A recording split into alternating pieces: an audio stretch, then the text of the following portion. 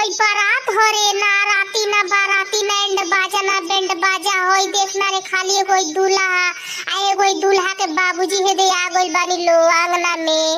ई कैसन बारात लागता। अरे का ये जीजा जी रोवा गांव के लोग ना रहला का कि रोवा हेकरी से लोग बारात लेके आइल बानी। बिल्कुल हमार जीजा नाक कटवा देनी रे। कैसन बारात लेके आइल बानी।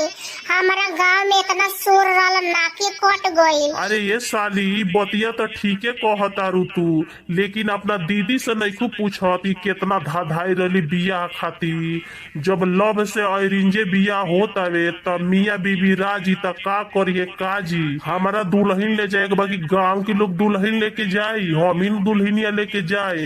अरे ये बोले दुल्हा बड़ा मुंह छूट लागत बड़ा बोलत है दुल्हा।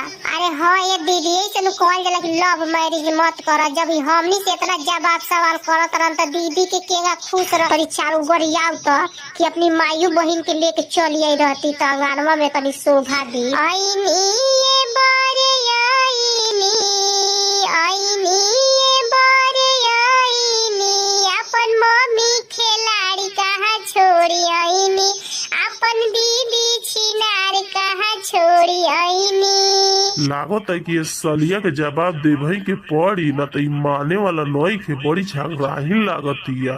ई छोटा ही बिया लेकिन बड़ा लड़ाकुन बिया ही बात होखेला। आवतारी ये साली आवतारी आवतारी ये साली आवतारी हमर मम्मी रसीली आवतारी हमर बीबी रसीली आवतारी।